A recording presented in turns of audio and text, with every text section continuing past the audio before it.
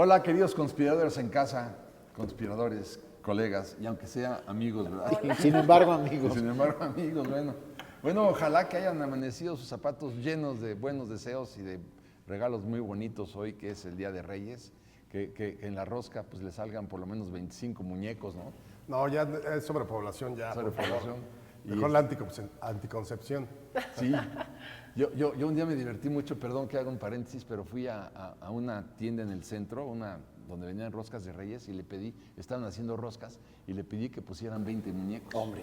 Claro. Entonces cuando empezaron a cortar la rosca en casa, pues a cada uno le salía un muñeco. Entonces fue una diversión total, ¿no? O sea que pues todavía está a tiempo de comprar a lo mejor una rosca y bueno, entonces la idea es que, bueno, que hablemos, si les parece el día de hoy, de grandes temas de orgullo nacional, que rescatemos todo lo bueno y mágico que ha tenido este país. Y pareciera que nos cuesta, no pareciera, nos cuesta muchísimo trabajo reconocer que los que estuvieron antes que nosotros hicieron cosas buenas.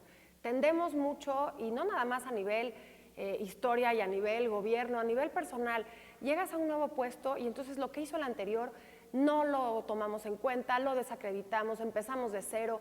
¿Por qué no reconocer el camino andado por otros para el proyecto común que es México, ¿no? Ustedes están muy ñoños serios. No, a ver, es 6 de enero, feliz año nuevo, está empezando. Oye, yo soy republicano, ni los Reyes. Llevamos 5 días del primer año, este es nuestro primer programa del 2019. Muchas felicidades, conspiradores en casa. Mañana va a ser el peor lunes maldito de todo el año porque todos regresamos a trabajar. Yo estoy y ustedes, muy ay, optimista. no, ya, te queremos. Ok. ¡Felicidades! ¡Felicidades, claro!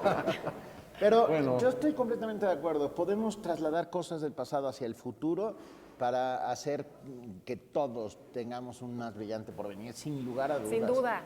Olvidar la lógica de Pol Pot de destruir para construir y construir sobre lo construido. Creo que hay montones de cosas que pueden ser utilizadas y tenemos que ver el pasado para poder ir hacia el futuro. Sí, sobre todo aprovechar lo que ya se hizo por otras generaciones, ¿no? Y no tratar de hacer cada sexenio un nuevo país, ¿no? Por Dios, Bueno, increíble. Salud. Salud. ¡Feliz Día de Reyes, Manis!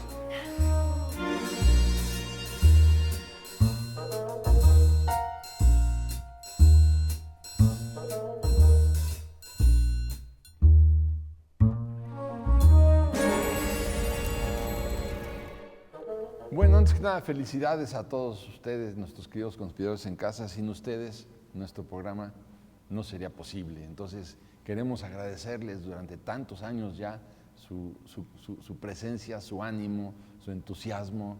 Y bueno, pues lo que queremos el día de hoy, pues sí es tratar de rescatar pues, grandes éxitos, grandes efemérides mexicanas y sobre todo rescatar lo mejor que tiene este país.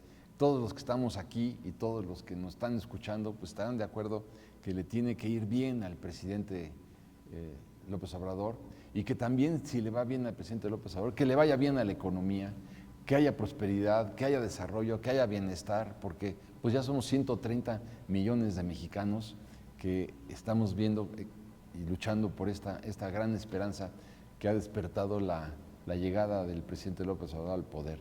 Entonces, pues vamos. Estamos viviendo tiempos inéditos, sin lugar a dudas. En muchos sentidos. Hay muchos sentidos y yo creo que eso es muy importante. Hay mucha esperanza y al mismo tiempo hay mucha polarización. Entonces, yo creo que podemos poner una balanza e intentar que la esperanza crezca y la polarización desaparezca. Claro, y finalmente no es la primera vez que sufrimos algo, incluso muchísimo más dramático. Yo me pongo a pensar en la conquista. Yo me pongo a pensar cuando empezamos a hacer lo que es este país. Hubo cosas, los frailes fueron los encargados de recuperar grandes cosas de ambas culturas.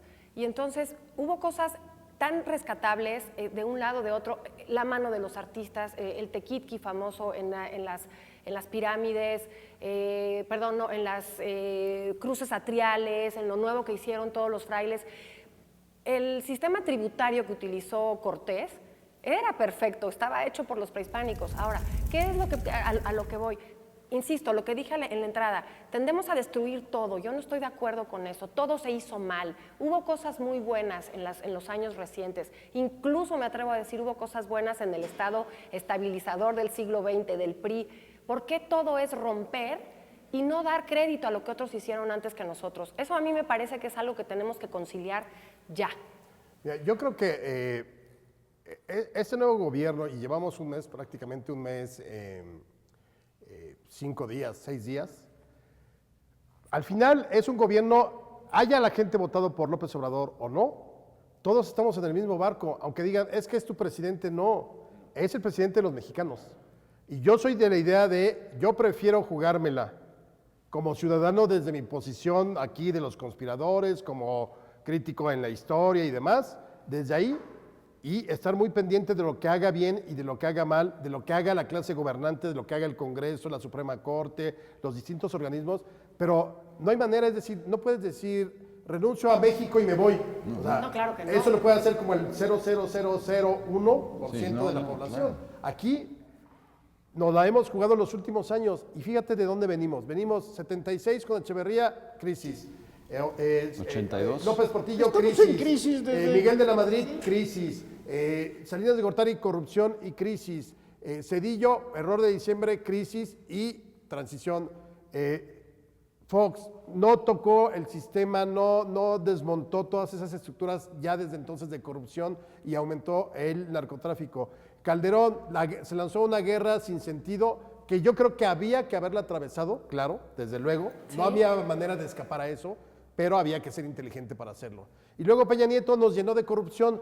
Yo creo que muchas de las reformas estructurales a mí me parece que son buenas y que, obvio, con esta ansiedad de una necesidad de cambio, uno esperaría que las reformas al otro día ya la gasolina abajo, luz para todos gratis y Muy demás. buena Eso no es educación, así, claro. porque la historia es un proceso. Entonces, hemos aprendido a sobrevivir en el país cuando tendríamos que aprender a vivir en el país, no a sobrevivirlo.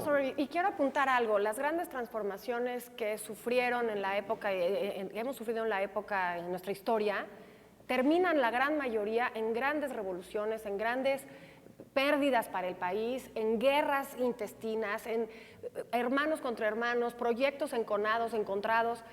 Eso no es lo que tenemos que buscar. Pero yo creo que tendríamos que hacer una especie como de un inventario del patrimonio geográfico, político, económico, social de México. Yo te diría, por ejemplo, pues estamos en un lugar privilegiado como si fuéramos el ombligo del mundo. ¿Por qué?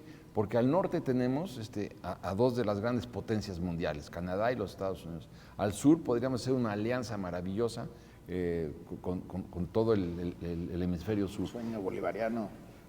Tenemos, por ejemplo, bueno, todo el tráfico que podría venir de Asia rumbo a Europa, que puede pasar por México, igual de Europa hacia Asia. O sea, estamos en una situación maravillosa, con 11,000 kilómetros de litorales. Tenemos todo tipo de microclimas, tenemos un turismo extraordinario, tenemos un folclore riquísimo, tenemos cultura, Claro. una cultura de 3,000 inmensa. años, tenemos una gastronomía maravillosa, unas playas de talco, unas fiestas folclóricas también maravillosas, y bueno, por eso es que es tan atractivo México para todo el mundo. Entonces, la pregunta que me hago, ¿por qué somos un país rico con 50 millones de pobres? Esa es la pregunta, porque tenemos todo. Porque Ahora, se enriquecieron algunos, porque la brecha económica es cada vez más profunda y porque la balanza no es justa. Perdón, todo el resumen que acaba de hacer de alguna u otra manera Alejandro tiene que ver justo con eso, ¿no? Cómo fuimos creando los pasos hacia el despeñadero.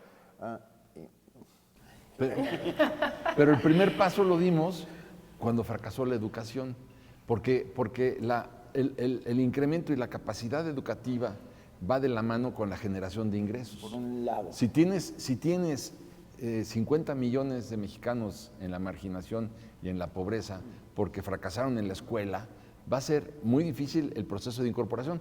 Ha habido países como China, por ejemplo, que logró incorporar a 350 millones de chinos de la pobreza y hoy en día generan... Pero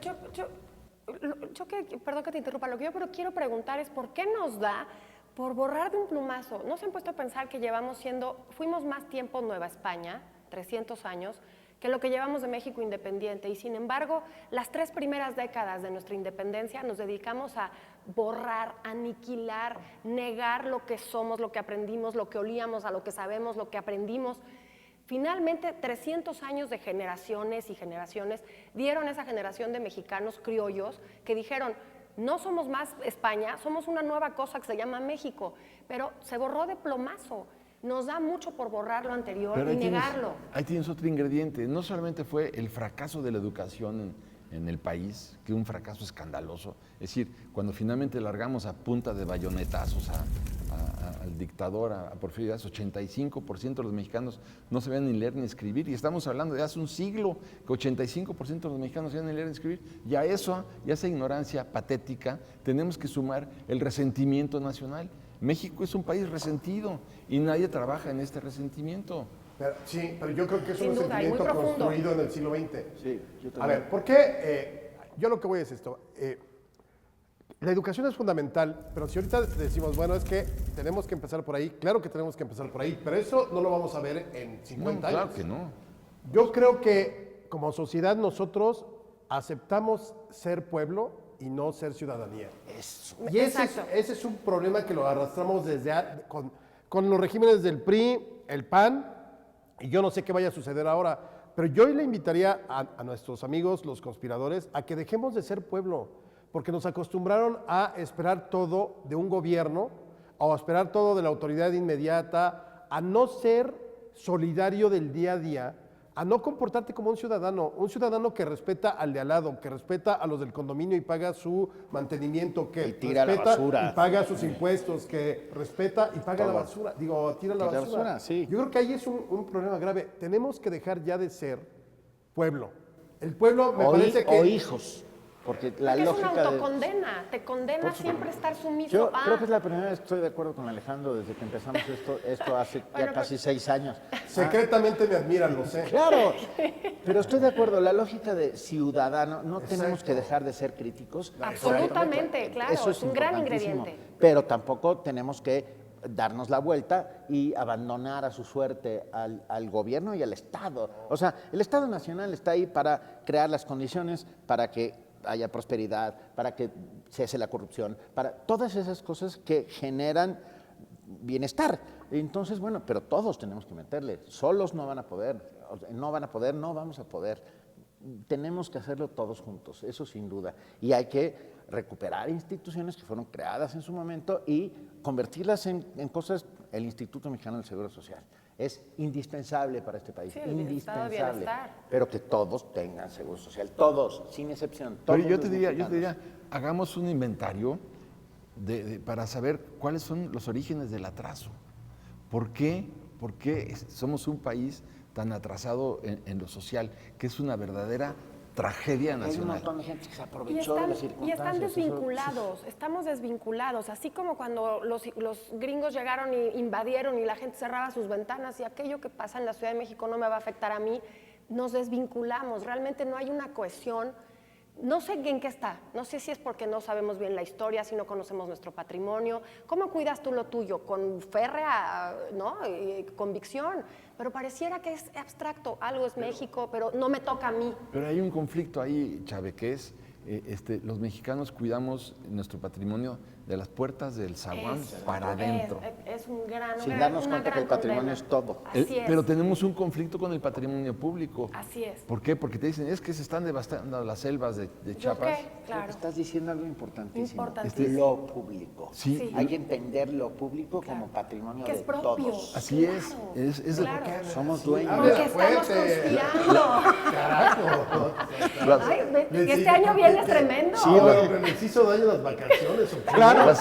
Las sociedades, fíjate que sí, en las sociedades sajonas, y vale la comparación, en las sociedades sajonas sí que existe, digamos, una conciencia del patrimonio público. Por supuesto. Ahí sí. Y mi impuesto es para todos. Yo pago para que todos estemos bien. Sí, pero entonces aquí tú dices, bueno, se están secando los ríos, se están muriendo los ríos, se están devastando las selvas, y entonces pues no tiene que ver nada conmigo. Mientras del zaguán para adentro todo esté bien, Exacto, todo lo que no pasa estamos es vinculados. fíjate lo que pasa, que los políticos se roban miles de millones de pesos. Pues yo no vi nunca, por ejemplo, ni en Veracruz, ni en Chiapas, ni en Nuevo León, manifestaciones. ni No, en Chihuahua. y el decir, todos masivas, así roban. que tú dijeras, Decirte No. es que todos roban. Oye, Qué feo. pero qué lo mal. curioso es que te están robando lo que tú pagaste. Sí. Bueno, ni así. A ver, no están robando, nos Están están robando. robando a todos. Bueno. Pero nos consolamos con el, bueno, es que todo, uno roba menos que otro. ¿Por qué? ¿Por qué no sabemos pedir cuentas? ¿Por qué no nos atrevemos a es ser ciudadano? Tú no le pides cuentas al papá, porque bueno, ¿no? Pero sí como ciudadano puedes decir, oye, yo delegué en ti mi derecho de que me gobiernes, porque es por el bien común. Yo te delego a ti eso. ¿Por qué no pedir esas cuentas? No nos acostumbramos a ser mayores de edad. Yo te diría que si hacemos el inventario, bueno, pues sí, fracasó la educación. Somos un país resentido, sí que lo somos. No tenemos capacidad para protestar, porque protestamos sí, pues de vez en cuando, pero esa incapacidad para protestar también es incipiente, muy pequeñita, insignificante, ¿no? Porque es una protesta que no lleva a ningún lado, es escandalosa, sí, puede, desde luego para los medios es maravilloso ver, no sé, 500,000 personas desfilando por el Paseo de la Reforma, pero al final no sucedió nada. Es decir, aquella monumental del 14 por los muchachos de Ayotzinapa era una cosa brutal y luego hicieron 10 más y al final no pasó nada porque Se como diluye. sociedad te gusta más el argüende que sentarte a planear cosas concretas, ¿no? Bueno, el siguiente punto sería La destitución del secretario de Gobernación, sí, claro. bla, bla, bla. Castigo, el debido de la castigo. PGR, venga. Salud, salud. Salud.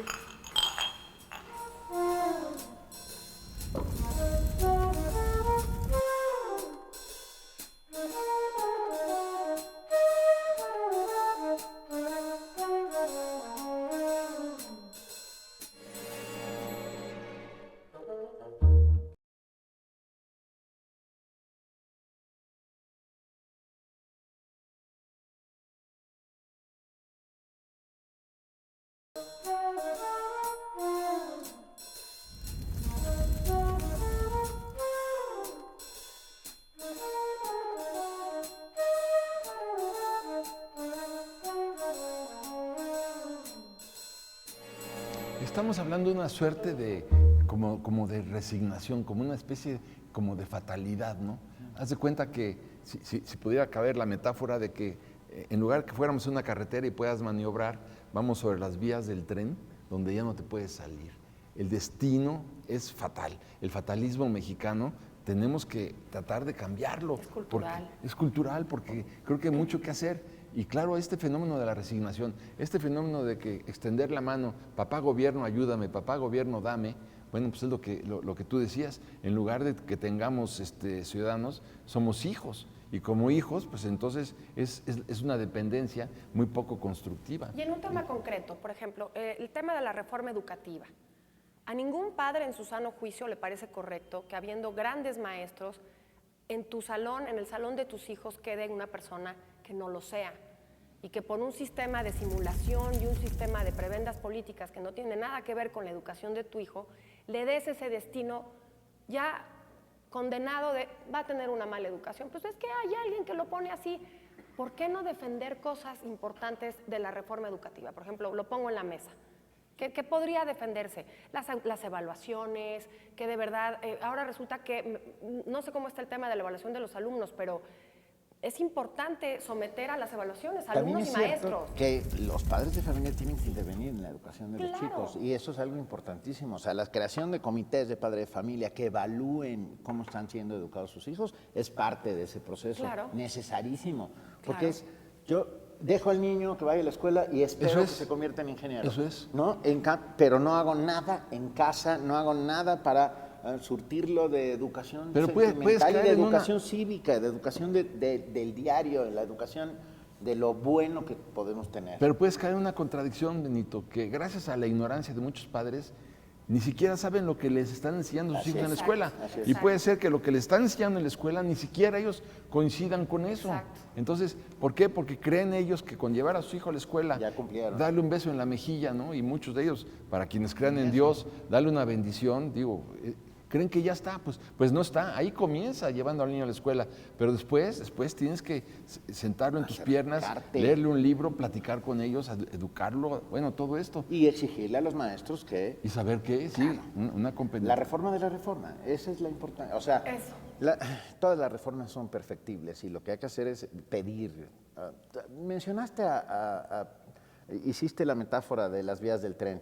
El tirano que sacamos a bayonetazos, como te gusta decirlo, creó una red férrea que cubría casi todo el país. Todo el país. Sí. Bueno, y luego se echó al olvido. ¿Por qué?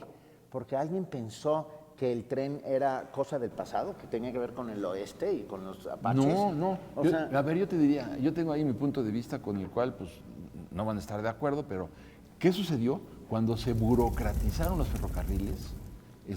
Cuando se burocratizó el petróleo, cuando se burocratizó la electricidad, veamos nada más la catastrófica deuda e ineficiente deuda de la Comisión Federal de Electricidad. Veamos la deuda, 106,000 millones de dólares la deuda de Pemex, un país petrolero que importa el 80% de sus gasolinas. El error está en cambiar los papeles. Yo creo que los empresarios tienen que estar en lo suyo y el gobierno en lo suyo, cada quien. Sí, pero los empresarios tendrían que ser nacionalistas. Sí. O sea, Buscar el bien público. invertir y no sacar su dinero de México, sino reinvertirlo en el país. Sí, pero- y no jugar a la bolsa, Pero al el político papel volador, Sí. sino a convertirlo en empleos, a convertirlo de verdad Pero, a ver, yo te diría beneficios. que yo estoy de acuerdo contigo. Lo que pasa es que los empresarios son así en todo el mundo. Es decir, tú empiezas a ver, me acuerdo en el gobierno de François Mitterrand, cuando subió los impuestos al 70%, los empresarios franceses empezaron a sacar su dinero. Dijeron, el dinero tiene memoria de elefante y patas de conejo. Entonces, los empresarios están para hacer dinero, entiendo que eso es lo suyo, y el gobierno está para controlar que hagan el dinero dentro de un marco legal, ¿no? Y sin abusos. Y la responsabilidad del gobierno es justamente evitar la corrupción, evitar el bien privado, porque se ha vuelto ya llegué, ya la hice, me lo llevo y me hago millonario, y el bien común, que se caiga la red de ferrocarriles, no me interesa, generaciones y generaciones pensando en, yo mi plaza, que sea eterna y la heredo, pero y el servicio que se daba a los ferrocarriles, si tú ves el problema corporativista y de todo esto, este lastre horrible que dejó el prismo del siglo XX, nos hizo daño a todos, incluidos esos políticos, incluidos los hijos de esos políticos, porque el barco que estamos todos tiene muchísimas deficiencias. ¿Por qué? Por el bien privado, por la Yo te diría corrupción. que, volviendo al punto que tocaba Benito, los 20,000 kilómetros de vías férreas que hizo Porfirio Díaz fueron una maravilla porque creó un sistema... infraestructura. Sí, una estructura. avance, progreso. Bueno, sí. Comunicación. Estaba perfectamente planeado porque llegaba a la frontera y tú ahí te bajabas y podías subirte inmediatamente al tren de al Estados otro. Unidos. Exacto. Ahí, Santa Fe, No, pero ¿sabes lo que Llegabas a- significaba? Lo que significaba en carga, en transporte de carga. Hoy en día, por ejemplo, el 65% de la carga del país se mueve a través de las carreteras, de camiones de carga. camiones de carga. Con todo lo que implica, porque hoy por hoy es un riesgo enorme. Son armas enorme, letales, sí. sí. Bueno, pero también riesgo enorme, ya ves cómo están asaltando los trenes en el Bajío, ¿no? O sea, por todos lados, pero ese es otro problema. Nuestros gobiernos se han caracterizado por ser autoritarios y por ser soberbios, independientemente de quién haya gobernado. O sea, no nos hemos podido quitar ese estigma, no es estigma, ese vicio, esa maldición. porque es algo permanente. Ese mal hábito Yo, terrible. en este gobierno, yo esperaría que fuera humilde, pero no en el sentido de, ay, sí, o sea, humilde en el sentido de saber aceptar qué puede y qué no puede hacer. Saber aceptar, creo que nos equivocamos en esto, podemos rectificar y es mejor rectificar y vamos a hacer esto. O sea, yo sí espero que si hay todo este cambio, sea a partir de un gobierno que sí escucha a la sociedad, porque Peña Nieto no escuchó a la sociedad cuando quisimos evitar que llegara Medina Mora a la Suprema Corte de Justicia porque era su cuate. No quiso escuchar cuando le dijimos, no vayas a China porque está muy grave la situación de lo de Ayotzinapa y se va a China. No quiso excusarnos en 10,000 cosas. O sea, al final, si este gobierno habla por la democracia, que es que ganó apabullantemente, tendría la obligación de escuchar a propios y a extraños, no solamente a los 30 millones, sino a la gente que está diciendo, no nos gusta esto, ¿qué se puede hacer? ¿Qué otras alternativas? queremos proyectos claros, precisos, concisos, no ese tipo de habladas faraónicas, ¿no? De sí podemos hacer 10 trenes. Yo no quiero 10 trenes, quiero un muy buen tren, bien administrado, bien sustentado, bien planeado y entonces vamos al segundo. Claro. Que en este país lo que hace falta ya son consecuencias. Estado de Derecho. Ya, Consecuencias. por favor. Las consecuencias son solamente cuando se construye un Estado de Derecho. Exacto. Entonces digo, a ver, tú puedes tener 10 empresas paraestatales donde son botines de los políticos, porque tú ves los directores de Pemex, uno tras otro, han salido hinchados. Sálvese el que pueda, igual que en la Comisión Federal de Electricidad, igual con las 700 empresas que creó Luis Echeverría. Conasupo. ¿Recuerdas? Conasupo, Un y por ahí botín. se escapaban los ahorros de la nación. Entonces tú dices, bueno, vamos a tener empresarios, sí, bueno, que haya consecuencias. Cuando veas que salen enriquecidos, a la cárcel con ellos. Pero aquí, pues como decía Álvaro Obregón, y tiene toda la razón, ¿no? Dice, en México, decía Álvaro Obregón, solamente van a la cárcel los pobres y los pendejos. Perdón por mi francés, pero lo decía el manco de Celaya, por eso me atrevo a decirlo con su léxico florido sonorense, ¿no? Bueno, así es. Entonces, Estado de Derecho, Estado de Derecho y Estado de Derecho. Y también, a ver, tenemos que empezar a pensar nuevamente como sociedad, como ciudadanía, una ciudadanía que crea en las instituciones y en el Estado de Derecho.